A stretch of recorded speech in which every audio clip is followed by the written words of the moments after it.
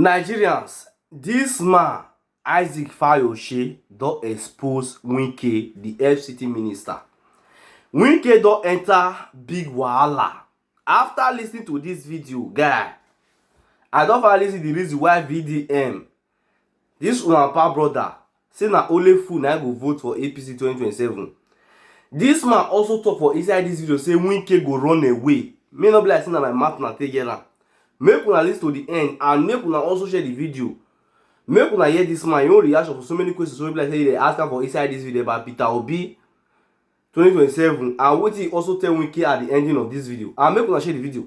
Now, Prince, I want to draw your attention to the religious and ethnic dimension that this conversation has taken. Some people that have seen some pundits come on the program believe that some of the remarks being made could be based on the Igbos or what Southeasterners think about, you know, the state of the nation, so to speak, or the people that should be speaking out who are not speaking out right now. Do you think that this issue concerning the Muslim ticket is something that the Southeasterners are trying to make a tribal thing, or is it widespread that people do not believe a Muslim ticket is the way to go, especially when we have a country that is diverse in terms of religion? How do I explain that? Is Muslim tickets, yeah, definitely Muslim tickets is not good for us as a nation. A nation that have 50% Muslim, 50% Christian. So that means they're supposed to be at least 50-50. So I don't know how, I don't want to go into religion or whatever, but if they make it the issue, we are still going to win. If they make it non-issue, we are still going to win. We don't care whether it's Muslim or Christian Muslim. Right now, this is the liberation of our people, liberation of Nigeria that matters to us. And we have a good material that can liberate us from this poverty, zero poverty level.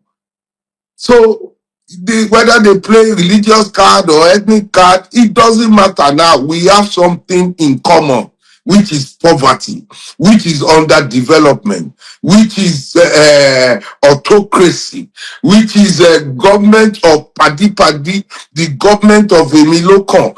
That is what we have something in common, either Muslim or Christian. Christian does not have another market. Muslim doesn't have another different market. We all buy the same petrol. When they were campaigning 4 years ago, they said they will bring fuel down. That time, fuel was 197 naira. Now we are buying fuel 1,300. Are you with me? That Absolutely. time, when they are campaigning, they said electricity will be cheaper than what we had then, and we will have electricity. Now electricity is 500% higher, and now we still don't have electricity. So they said they will employ 5 million Nigerian youth. They haven't employed 550 Nigerian youths as we speak. So our problem is uniform. They can play whatever game they want to play. It's the same fuel you are buying in Lagos, or gas you are buying in Lagos, that you are buying in Kaduna, that you are buying in Abakaliki. So our poverty level is uniform. So playing ethnic cards or religious cards, that does not help anything. Now, some of the remarks have been really profound and really sensitive, referring to non-Muslims as infidels. How did you feel when you heard those remarks by Sheikh Jingir, by Sheikh Adeba and Sheikh Al-Burhan, referring to non-Muslims in such a light, and even Sheikh Al-Burhan specifically saying that he would rather eat grass under a Muslim leader than eat chicken under one who is an infidel, so to speak, as a president? How did you feel about it? I want you to speak to us candidly. Okay. On that issue, yeah, that is why I said I've answered that, I've touched that I'm not going to go in the mud with them. when they go low, we go high. You understand what I mean? And even the North, this man is referring to. Many churches have been replying this man that he's going alone, that they are not with him. So we will not be honoring him by going over and over and over on what he said. That means we'll be giving his nonsense fire. Are you with me? But any which way, as I said earlier, all die na die. Either way, poverty is uniform in Nigeria. And everybody can feel this government. Before you can say, I'm coming, I will do this, I will do that. Now you are there. You are able to do all the things you promised. So let's not give them the fire. In a country, we have three types of people. We have the citizens, people that knows what to do, that do the right thing at the right time. We have the tribesmen, people that try to divide us through ethnic line, religion, and all that sort. That which that takes belongs to. And we have the idiots. Are you with me? So let's not give the man more publicity. One thing is certain. So there is poverty. There is poverty in the land. So one of the reasons why this issue continues to come up, Prince Fayose, is because of the fact that no action beyond what we heard at the Peace Accord has been taken against such issues, particularly concerning the fact that Christians are being labeled in such a way. What do you think has informed the lack of concrete actions to stop the spiral that we're seeing of one cleric saying something today, tomorrow another, next tomorrow, and it's another thing that leads to the reactive behavior that we see in governance, where proactive steps are not taken to nip issues in the bud, but then we wait until there's a tsunami, then we act. Why do you think that no concrete action has been taken against those remarks? Okay, my sister, because what the sheikh said is helping them. They are happy with it. And you know, we are running a lawless nation. One law for A and one law for B. Imagine if it's me or another obedient that said in Osun State what Senator Fadausi said, that anybody that will come out from accord in Ilesha, they should kill the person. That person will be in jail by now. But because Nigeria, we don't have law. We only have elite law and the poor people's law. Are you with me? So all those things, they don't matter. To me, they will keep throwing that kind of card because that's what they believe they can use to win. That is why I said, if they go low, we go high. That is their own. Their plan is to divide us as much as they can because they know they're unpopular. When you're unpopular, you fight with your teeth. You're a boxing ring. It's gonna be like a Portable and Charles Okocha fighting the other day. When Charles Okocha blew Portable like 4 times, Portable said, "No, he don't fight me." He ran away. He looked for a way to run because he doesn't have the stamina for the fight. So don't let's go low with them. Yes, this man is what he's saying is wrong, but even what he's saying is even helping us because it's getting our people more hungry. It's getting our people more sad. The people from the north are saying, no, this is divide and rule. We will not allow it. So it's like a case of the good, the bad, the ugly work for our good. They say good, ugly work for good for those that wait on the Lord. We know that whatever game they play, we have something in common. The poverty, unemployment, underdevelopment, all those things we have in common. So I definitely believe whatever card they play, presidency is supporting this. That's why over 3 weeks now, nobody is coming to talk against that particular statement. So is whichever way they go, I'm sure we're going to defeat them. That's all I can say. Okay, Prince Isaac, you said Osun election has shown that Tinubu can be defeated in 2027. And also, Easily. and I also saw where you're alluding that 60 billion naira was spent to buy votes in Osun. And also, I saw David Doe also making such assertion too, that 110 billion in cash was present in Osun for vote buying. And APC got 400 plus votes in Osun. If the people rejected After buying and stealing.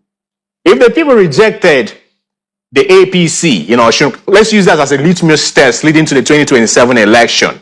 How did they garner such number of votes? And would this also be something we need to look out for, leading to 2027 election? The money is being spent for vote buying. Okay, when you spend 60 billion and you are buying votes as much as 50 million naira. Come on, my brother. You will get votes now. And not just that, they are even snatching ballots with using police armored vehicle to snatch ballot boxes. And you see that 400 you saw there, they bought like 100,000 votes with their money. The rest was ballot snatching and all that stuff. But you can still see at the end, the people's will prevail. And people were ready to defend their votes. That's the first time total registered accredited voters in Osun last election. Total, they about total was about 1 point something million, 1.1 or 1.2 million. And if you look at the total vote cast, it's almost 1 million. So definitely that is a fat lie. There is no election that you see 80-90% of the people coming out to vote. It's not possible. So you can see already that they've added some numbers. They don't add. They don't reach the end where they don't add anymore. So that vote for APC, 70% of that vote is fake. Is from vote buying and excess ballot snatching and adding excess. You understand? But you see, at the end of the day, the power of the people still prevail. The real voters still stand because fake voters couldn't come out. Because there was fake voters, they didn't come out because there was no fake. There was no such person. It was a number they just picked from somewhere to just think they can use to win election. All right. Now, we are running out of time, and I want you to respond, still in line with this election, but this is generally speaking. The president says that the elections not do or die, elections not do or die. How do you feel about that statement by the presidency as relayed during the peace accord signing? Presidencies have said the election, they don't serve it a la carte. So if you say they don't serve election a la carte, that means you are saying, okay, you said go and snatch, run with it. That one is just political statement, just to talk like president. They are the master riggers. They are the one rigging. They are the one planning to rig. We don't have machinery to rig. We don't have the money to muzzle them. We don't have so many things to muzzle them. So they will say in public, they will say what we want to hear. And behind, we know their plans. So the president can say anything. You understand? So I don't believe whatever he's saying. I believe president wants to rig. Okay, So, Their plan is to rig because they know they are unpopular. So very unpopular. I want to get your take too on assertions made by Nyesom Wike yesterday in an interview, and he was alluding and bragging that if the federal government really wanted Osun State, they could have involved him. That they should take what happened in Rivers State, the federal influence, and what happened in Rivers State. How do you respond to such arrogance from Nyesom Wike saying that APC got it wrong? That if they wanted Osun State, the president wanted Osun State, they could have involved him to do what he do or what he does. What's your response to that assertion from Nyesom Wike? You see, by January next year, the Egyptian you see today, you shall see them no more. Wike will be the first to run out of Nigeria. Immediately they declared Peter Obi as the president. Wike will be the first with his children, and you will see that Wike's wife, the judge, will quickly seek for leave or something, and they will be out of Nigeria. Because how can a man be that arrogant in a nation of 240 million? That one na see finish. So you are saying you don't live in Osun, you don't have any political whatever in Osun. You are saying if they had sent you to go and deliver, that means to go and steal, snatch, and run with it, that you would have. And you see, that is to tell you that Rivers people are weak. Rivers people made us to lose election last time. They are the weakest link. How can you be sitting on oil and one ragamuffin is now controlling your oil, talking to you like slaves? It's a wake-up call for Rivers people. I had some late night meeting with some Rivers leaders, including a former senator last night. And when they said, Rivers is now a sea-finished state. Rivers is very rich in oil. How come we have someone like Wike? Let us just say this time too shall pass. Wike is just making mouth. Wike can only be, you can only see people like that Wike in a country like Nigeria. All over the world, where do you see someone like that? Even Idi Amin wasn't that careless. How dare him? I mean, he's still in PDP. He's still in PDP, right? No, he's not in why PDP. Why is he involving himself in APC matter in Osun State? He's not in PDP. They've scattered PDP. And they are using the state's machinery. The wife, Wike's wife, is a judge, remember, in appeal court. And go and look at all the judgments, the way they are coming. He's favoring them. So we already know that going to this election, judiciary is not in our favor. We already know that INEC is not in our favor. That was why when I had meeting with UK Connect, that we need to, before anybody can even win this election, we need to remove some people. We need to protest and ask some people to resign. How dare you see Nigerians? I don't know how they manage to remove brains from 240 million with poverty. How did we even get here in the first place? It's a disgrace to the most populous black nation in the world to find themselves in this kind of mud.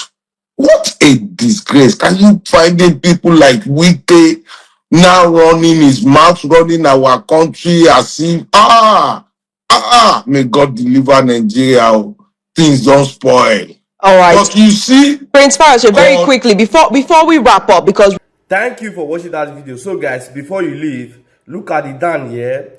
Do well to subscribe and also put on your notification bell so that whenever we upload any video in this great platform, you will be the first to see it. And please don't forget to drop your comment at the comment section what you think about this video, your opinion as well. See guys, this is where I'm going to end the video, and I will see you guys some other time.